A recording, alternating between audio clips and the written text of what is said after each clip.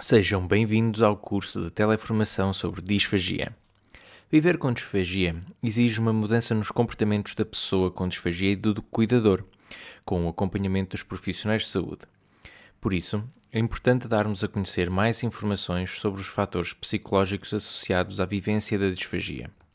Serão abordados 4 capítulos: a visão da pessoa com disfagia, a visão do cuidador, a visão do profissional de saúde e recomendações. Começando pela visão da pessoa com disfagia. Geralmente, a refeição é uma atividade realizada em grupo, mas muitas pessoas com disfagia evitam comer com outras pessoas devido ao medo de se engasgar e à necessidade de comer de forma diferente. As mudanças associadas à disfagia levam à depressão e ao isolamento social das pessoas. Este isolamento resulta do desagrado pela incapacidade de comer e beber de uma forma socialmente aceite. As pessoas com disfagia relatam uma diminuição do seu bem-estar psicológico porque foram obrigadas a mudar a sua atitude perante a comida, ficando insatisfeitas. Para as pessoas com disfagia, há outros possíveis efeitos secundários, nomeadamente a baixa autoestima, a frustração e a ansiedade. Estes efeitos têm um impacto negativo sobre a qualidade de vida. Mas, apesar do que foi dito, há pessoas que expressam mudanças emocionais positivas relacionadas com o progresso na capacidade de engolir. A alimentação é uma atividade diária essencial para a saúde e para a vida, para além de ser uma atividade prazerosa e psicossocial. Quando há o diagnóstico de disfagia, é importante que a pessoa mude alguns hábitos.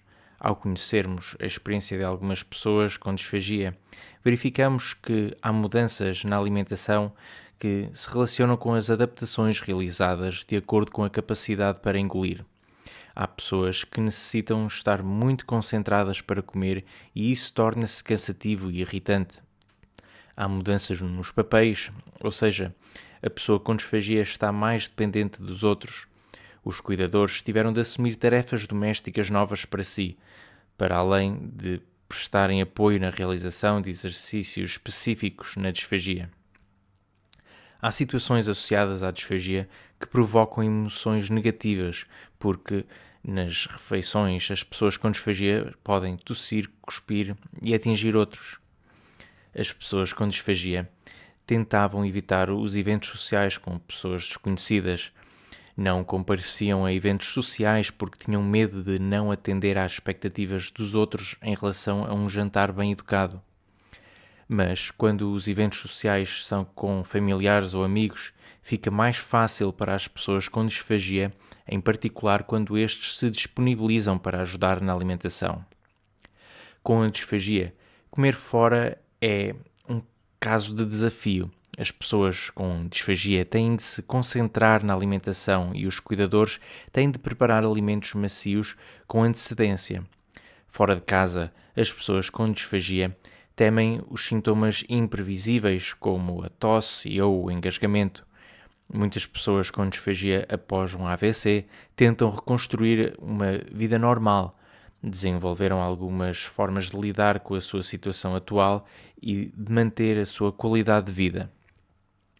As pessoas com disfagia fizeram alterações nos seus hábitos alimentares com base nas sugestões dos profissionais de saúde, de acordo com as suas preferências e expectativas prévias.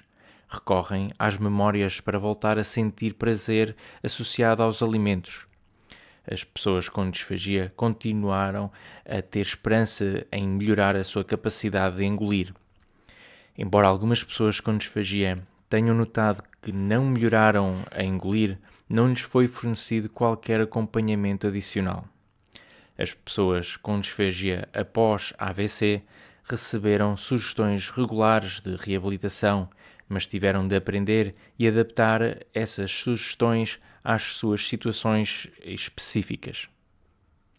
Os cuidadores são fundamentais para apoiar a pessoa com disfagia a viver com sucesso em casa e na comunidade. Por isso, é importante percebermos a sua perspectiva. A disfagia tem um grande impacto emocional nos cuidadores. A convivência com a realidade da disfagia os cuidadores descreveram sentimentos de desconforto pelas possíveis reações dos outros ao ver a pessoa com disfagia a comer. Acrescentaram medo das consequências da disfagia e stress. Falaram também em frustração pelas dificuldades em encontrar comidas apropriadas, seguras e ao mesmo tempo apetitosas em situação de disfagia. Durante as refeições, os cuidadores podem sentir tristeza pela perda de companhia e de condições para comer à vontade. Além disso, os cuidadores fizeram referência a sentimentos de culpa por negarem comida ao companheiro e por ficarem zangados com ele, reconhecendo: tenho sempre um sentimento de culpa, principalmente por saber o quanto ele gostava da comida. Isto é o principal, porque ele gostava da comida e ainda hoje pergunta: posso comer um pouco disto? E eu tenho de ser a bruxa má e dizer não, não podes comer isso, o que me parte o coração. Os cuidadores sentem ansiedade, sobretudo medo e preocupação, porque são responsáveis pelos cuidados na disfagia, pela sua gestão e também porque podem sentir-se incompetentes na resolução de problemas relacionados com a disfagia. Os cuidadores têm algumas crenças e ideias relacionadas com os cuidados que prestam à pessoa com disfagia. Estas ideias podem afetar negativamente as decisões relativas à gestão dos cuidados e à adesão às orientações. Quando o cuidador acredita que está a praticar violência para com a pessoa com disfagia pelas restrições que lhe impõe, que fazem parte das orientações recebidas, apresenta a crença na crueldade das restrições. Quando o cuidador não consegue ser assertivo e seguir todas as orientações, independentemente das reações ou comentários da pessoa com disfagia, apresenta falta de assertividade. Quando o cuidador se foca nos aspectos negativos associados à disfagia, aumentando o seu sofrimento, apresenta uma tendência para o pessimismo. Quando o cuidador sente desconforto relacionado com as dificuldades em engolir da pessoa com disfagia, evitando os eventos sociais, potencia o isolamento social. Quando o cuidador considera as orientações dos profissionais de saúde como um exagero ou como um excesso de zelo, apresenta uma desvalorização da informação. Quando o cuidador tem alguns preconceitos associados ao cuidar ou às orientações que recebeu, apresenta ideias pré-concebidas. Na disfagia, os cuidados ficam condicionados devido às mudanças na preparação das refeições, às perturbações do estilo de vida, aos efeitos na vida social, à falta de apoio, à alimentação através de sondas e ao medo da aspiração para os pulmões. Para alguns cuidadores, o apoio na disfagia torna-se mais complexo pela presença de outros sintomas, por exemplo, quando a pessoa com disfagia tem alterações de memória, necessita de apoio extra. Os cuidadores falaram sobre perdas e mudanças de comportamento da pessoa com disfagia que se irrita por causa de não poder comer o que queria e como queria. Os cuidadores descrevem que receberam apoio de familiares e amigos que respeitam as orientações dos profissionais de saúde. Vários cuidadores falaram sobre o que fizeram para diminuir o risco de aspiração para os pulmões e aumentar a nutrição e hidratação do seu familiar. Inclusivamente, alguns fizeram referência à observação da pessoa com disfagia de modo a aumentar a segurança nas refeições. Muitos cuidadores falaram sobre como a gestão da disfagia em casa é diferente da gestão no exterior da casa e traz vários desafios. Outros cuidadores relataram a decisão clara da pessoa com disfagia de não engrossar os líquidos quando saía de casa, argumentando que estavam a ser compreensivos para com a pessoa. No final do internamento, os cuidadores relataram que sentiram que eram os únicos responsáveis pela pessoa com disfagia, considerando que estavam basicamente sozinhos. Apesar de considerarem positivos e importantes os conselhos dos profissionais de saúde, alguns cuidadores informais assumiram que quebraram as regras definidas pelos mesmos para ajudar a pessoa a sobreviver e a manter aspectos das suas rotinas pré-mórbidas. Os cuidadores abordaram as mudanças na relação com a pessoa com disfagia. Estas podem ser mudanças positivas, sentir-se mais próximos, enfrentando os desafios enquanto casal e mudanças negativas, momentos complicados na relação. É fundamental para as pessoas com disfagia e para os cuidadores perceberem a perspectiva dos profissionais de saúde, ao salientarem a importância da adesão terapêutica e de seguir as orientações relativas à gestão da disfagia. Os profissionais de saúde reconhecem que há fatores que dificultam a adesão às orientações da disfagia, funcionando como uma barreira.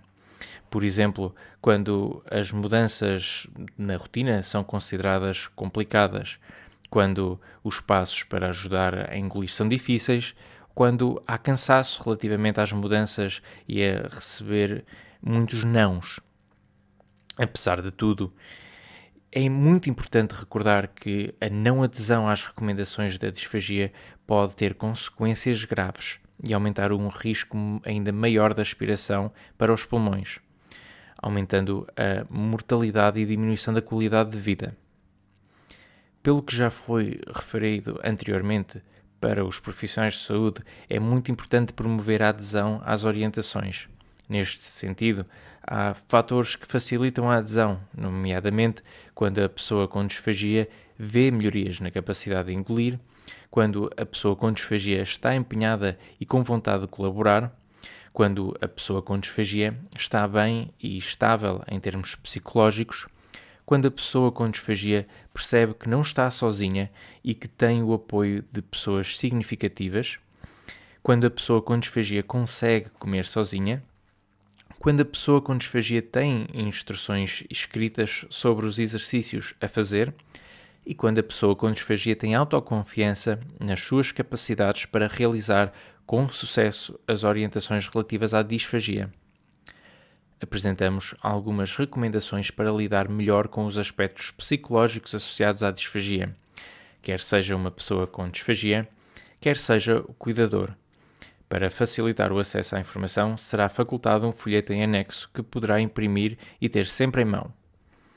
Recomendamos para as pessoas com disfagia respeitar as orientações dos profissionais de saúde, recorrer a fontes alternativas de prazer como o convívio com pessoas significativas, um passeio e outros momentos agradáveis e positivos, aceitar a ajuda e o apoio de outras pessoas, considerar várias possibilidades para manter a vida social e procurar recursos disponíveis na comunidade que contribuam para encontrar estratégias de adaptação à disfagia. Falar com os profissionais de saúde, falar com o cuidador, associações de doentes, entre outros. Reconhecer e aceitar os seus sentimentos, mesmo os mais negativos. Fale sobre eles com alguém da sua confiança. Estar atento ao que sente e perceber se precisa de ajuda profissional e recorrer a um psicólogo de preferência com experiência em patologias neurológicas, como forma a ajudá-lo a enfrentar esta situação. Procurar o apoio junto das pessoas mais próximas e significativas, como filhos, netos ou vizinhos. Comunicar com a pessoa com disfagia de forma clara e objetiva, sem duplos significados. Dar opção de escolha à pessoa com disfagia em relação aos ingredientes das refeições dentro do que for viável para ele. Reconhecer e validar as emoções da pessoa com disfagia, não deixando de cumprir o tratamento. Fomentar a integração social durante e após as refeições. Valorizar os esforços e tentativas da pessoa com disfagia mediante as mudanças necessárias. Procurar recursos disponíveis na comunidade que contribuam para encontrar estratégias de adaptação à disfagia, seja falar com os profissionais de saúde ou associações de doentes. Informar a restante família relativamente aos cuidados a ter na alimentação e convidá-los a participar consigo, apoiando-o em algumas refeições durante a semana. Recorrer a um psicólogo, de preferência com experiência em patologias neurológicas, de modo a ajudá-lo a gerir melhor o seu papel enquanto cuidador. Agradecemos a vossa atenção. As referências bibliográficas encontram-se em anexo e, caso tenham dúvidas, por favor, contactem o profissional de saúde que vos acompanha.